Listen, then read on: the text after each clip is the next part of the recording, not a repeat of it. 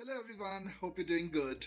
Since a long time, many of you were saying that I should make videos on New Zealand PR, so here is that video. In this video, we'll discuss the step-by-step process to apply the New Zealand PR, and we'll also discuss the timelines as well. So if you want to immigrate to New Zealand and settle there, this video is for you. Stay tuned.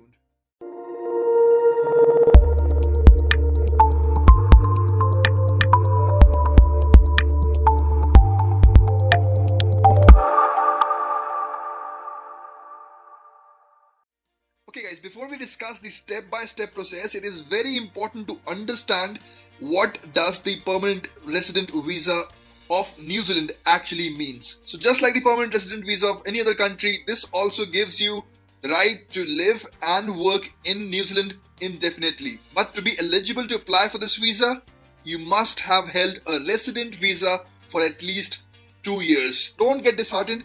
This is just an additional step. You can apply this resident visa living in your home country, and it can be applied through the points-based system. We'll talk all about it in detail, but it is very important to understand the difference between these two visas. So both these visas actually gives you the liberty to live in New Zealand permanently, but with the resident visa, you can travel in and out of New Zealand for a specific period of time only, usually for 24 months, and in some situations it can even be for 5 or 10 years. But in the permanent resident visa, there's no time limit on travel conditions. So once you actually get the resident visa, you move to New Zealand, live and work there for 2 years. After that, you can actually apply the permanent resident visa. So to apply the New Zealand PR, the most important and the crucial eligibility condition is to have the resident visa. And going further, we'll discuss how you can apply the New Zealand resident visa through their point-based system.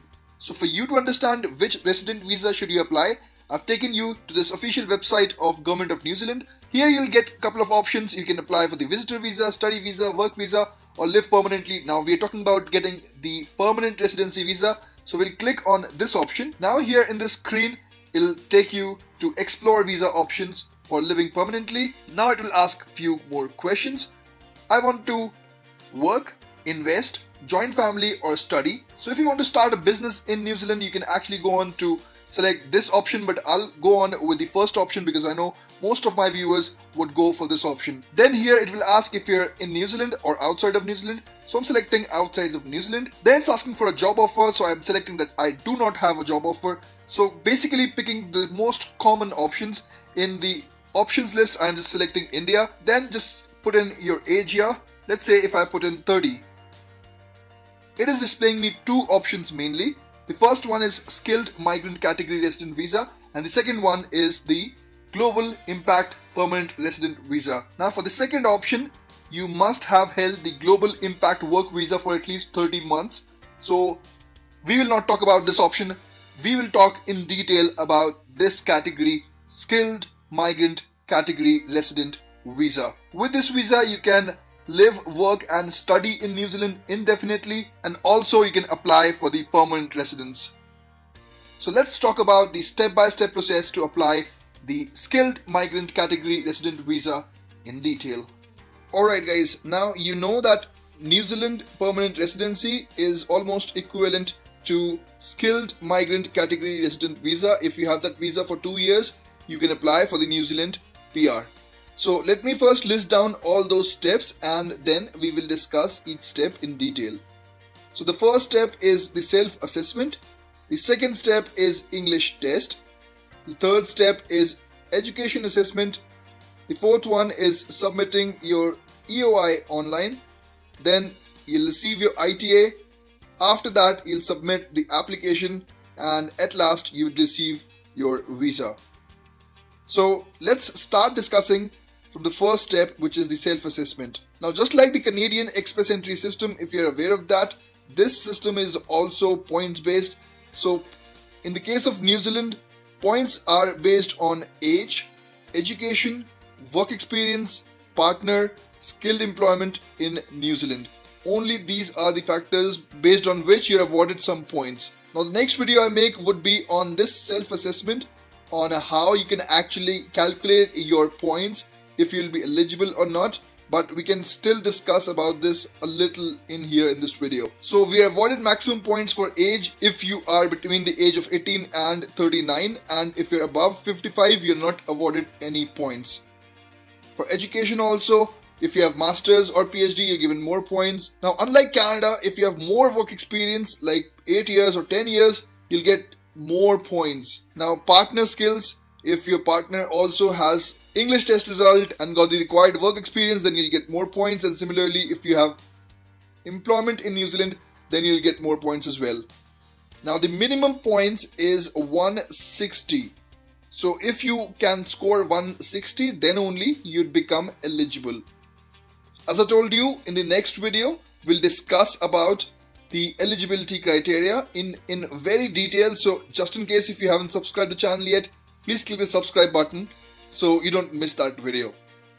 Okay, the next step is the English test. You have a couple of options: IELTS, both academic and general, TOEFL IBT, PTE academic, OET, and there are a couple of other tests as well, like Cambridge English B2 First and B2 First for schools.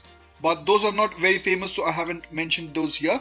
Now, the important thing to note here is that for IELTS, the minimum overall score is 6.5. So you need not score 6.5 in each section.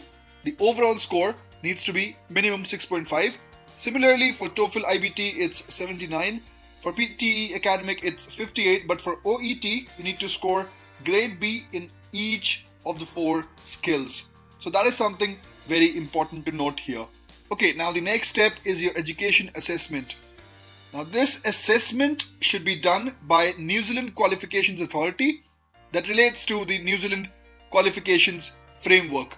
So just for example, let's say you did your Bachelor's of Technology in your home country or somewhere else, it needs to be equivalent of Bachelor of Technology according to the New Zealand Qualifications Framework. Now the next step is submitting your EOI online. So you have to submit your expression of interest online. Now not just online, you have the option of submitting it through the paper application as well, but most of the people would choose online because it's a lot easier. There's an application cost involved. You have to pay 530 New Zealand dollars to submit your EOI. It's not free of cost. Okay, now when you have good score, let's say you have a score of 180, 190 or 200, and let's say your profile gets picked. Then after the selection from the pool, they will review your EOI within a time frame of 3 weeks to 1 month time. That is an intermediate step before you receive the ITA. ITA is invitation to apply. Usually draws are conducted every 2 weeks. But please note, if you have a score of 160 or 170, that does not ensure that you would certainly get the ITA. It is dependent on a couple of factors like how many invitations are they issuing, what are the scores of the profiles that are there in the pool at that point of time. Now the selection of EOI has been suspended until next month because of the COVID-19 restrictions. It has been getting suspended since a long time now, and there are chances that it might be extended even after this. It is being said that they will review the situation in this month or the next, and then they'll take the decisions accordingly.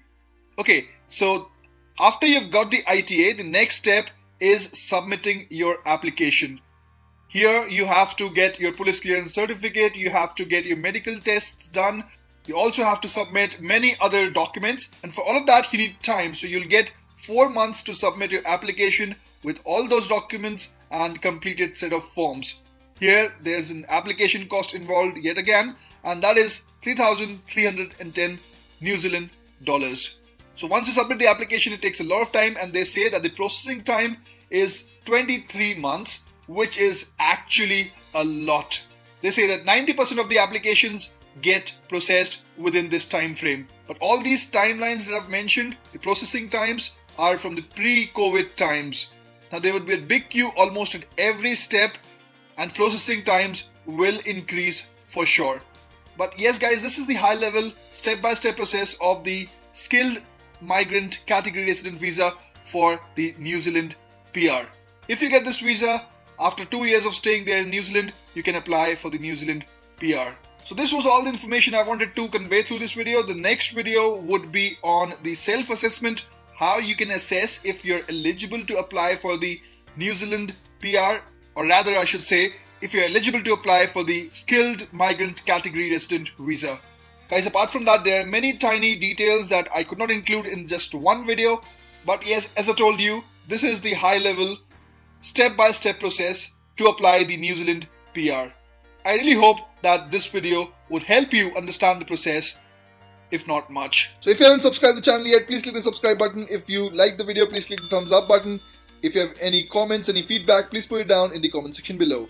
Thanks again for watching this video.